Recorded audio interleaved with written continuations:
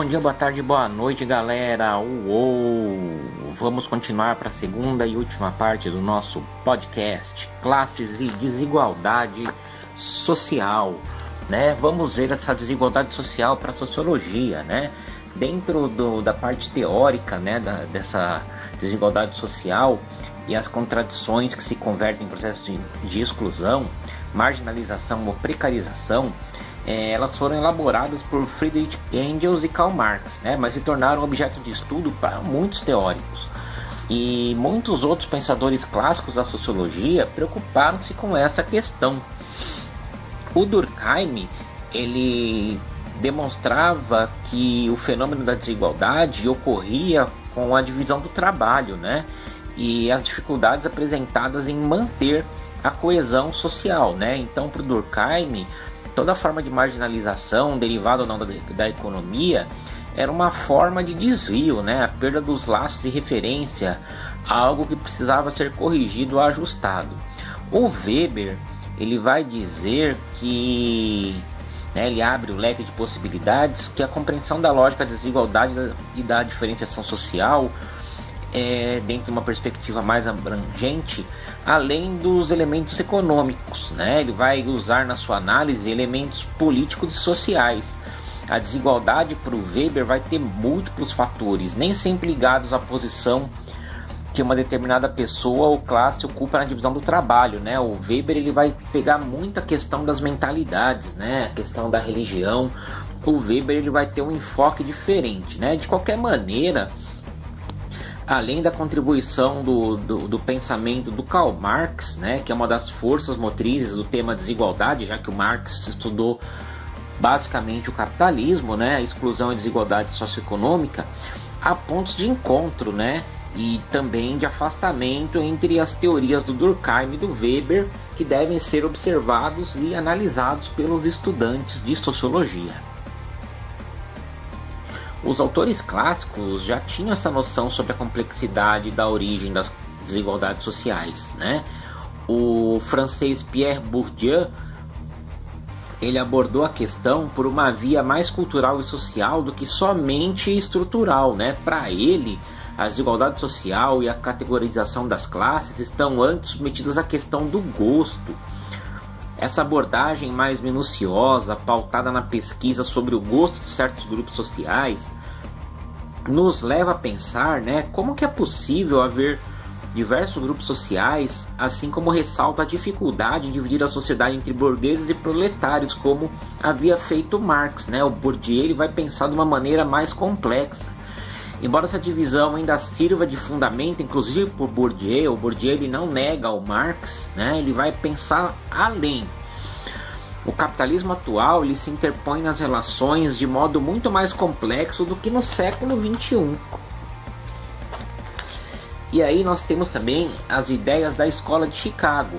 As pesquisas em sociologia urbana realizadas pela Escola de Chicago abordaram a questão dos guetos, a questão do cotidiano das comunidades, a questão da violência e da criminalidade.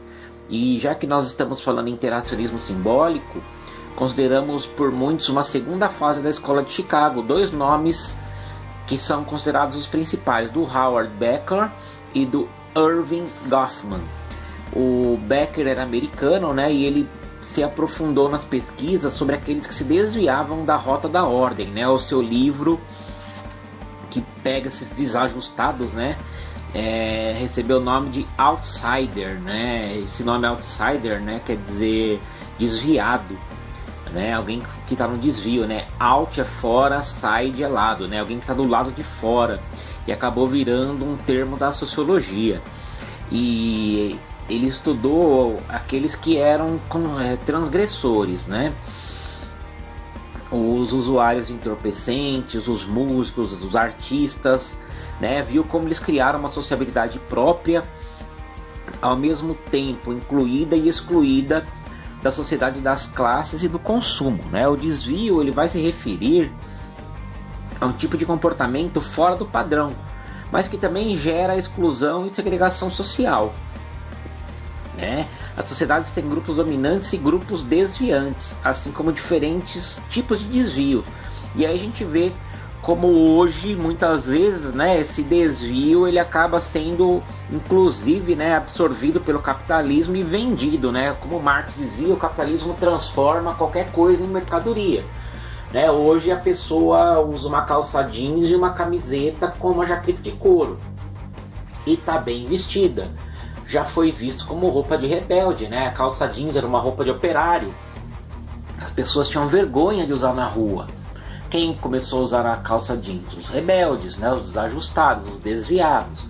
Camiseta é uma roupa, talvez vocês possam ver as pessoas mais velhas, né? Os homens mais velhos às vezes usam, né, a camiseta com a camisa por cima, né? A camiseta para os homens tinha a mesma função que a cueca, né? Para a camisa não ficar em contato direto com a pele, assim como a cueca para a calça não ficar em contato direto com a pele. Né? Então a camiseta era uma roupa de baixo que acabou sendo adotada pelos desviados, né? Assim como a jaqueta de couro também, né? A jaqueta de couro ela era uma roupa dos motociclistas que eram vistos também como desviados, desajustados. E o capitalismo acabou absorvendo isso e hoje vende como roupa de gente descolada, gente alternativa, gente que sabe o que quer, inclusive cobra muito dinheiro para isso. Aliás, por isso, né? Coloca grife nessas peças de roupa e vende muito caro. O canadense Goffman ocupava-se da dimensão social e psíquica dos renegados, dos excluídos e dos estigmatizados, né? Ele escreveu um livro chamado Manicômios, Prisões e Conventos e Estigma, notas sobre a manipulação de identidade deteriorada, né? E nesses dois livros vem a ideia de que o processo de exclusão não tem somente a ver com a economia, e ainda que essas instâncias se alimentem uma das outras, né? As políticas de ação afirmativa e as campanhas em favor das minorias têm seu núcleo a redução das desigualdades e um processo continuamente inclusivo. Algo que os interacionistas, né, os filósofos, sociólogos e psicólogos sociais já detectavam tempos atrás, né? Então, para o Goffman, não é só o econômico, não é só a diferença na economia, não. Tem a ver também com as diferenças por cor de pele, por status de saúde, né? Se a pessoa é uma pessoa considerada saudável, se ela é portadora de alguma deficiência, se a pessoa é considerada sã mentalmente ou se ela não é, né? Para o Goffman a coisa é muito mais complexa, né? Então lá no comecinho do capítulo a gente perguntava, né? Existem excluídos sociais ou os que são incluídos perversamente, né? Então a gente viu lá, né? Se tem grupos de miséria absoluta, se esses grupos de miséria absoluta estão totalmente excluídos da sociedade de mercado e da dinâmica capitalista, né? Aí a gente pensa, toda hora a mídia exibe propaganda de bem de consumo que gera um imaginário de ascensão social, né? Roupa, carro, celular, né? Crianças e os jovens de lugares miseráveis, né? Extremamente pobres, admiram quem? O Neymar lá andando de jet ski, né? Com roupa de grife, com celular, né? E esses caras recebem inclusive, né, salários bilionários para isso. Então essas pessoas participam na sociedade, né, mesmo em condição de extrema pobreza, só que naquela situação de inclusão perversa, né? Ela tá lá, ela vai comprar de alguma forma, né? Ou ela vai comprar uma camiseta falsa do Barcelona ou do agora Paris Saint-Germain, né? Ela vai trabalhar numa empresa com subemprego, né?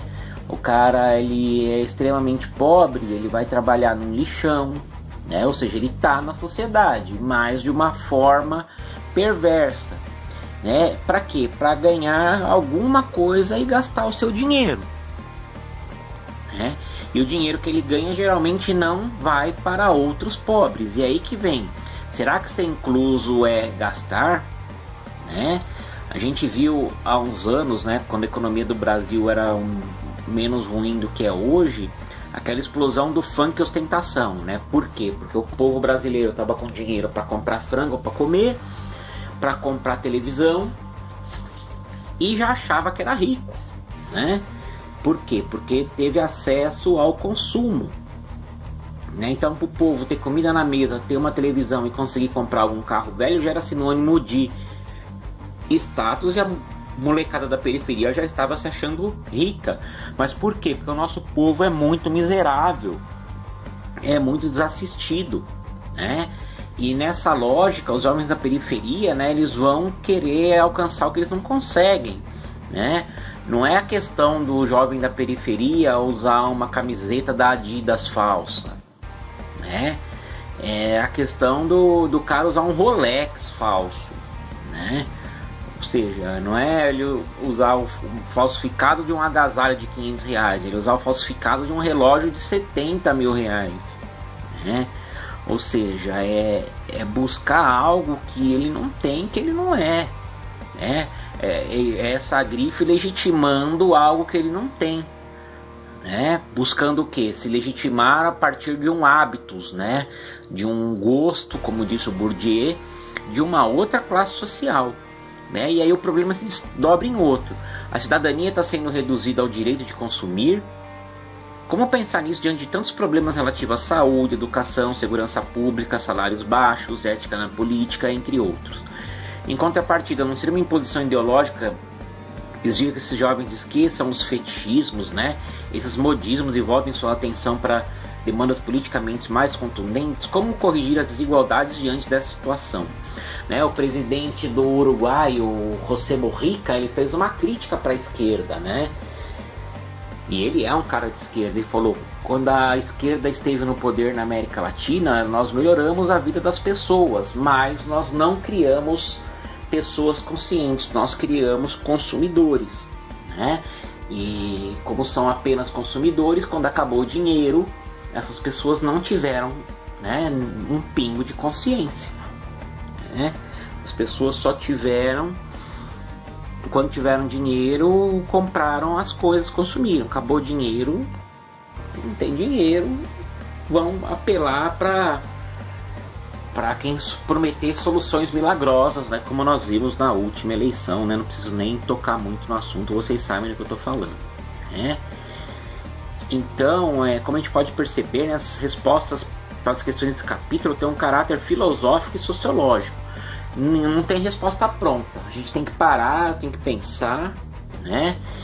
E é isso, a gente termina com isso a parte teórica da apostila, né? Os exercícios sempre para serem feitos, e as respostas estão no final, né, de cada capítulo, vocês sabem disso, né? Tem o gabarito, e se vocês tiverem alguma dúvida quanto aos exercícios, perguntem para mim. Eu vou revisando todo o conteúdo do ano inteiro, colocando vídeos com matérias que se relacionam, tá?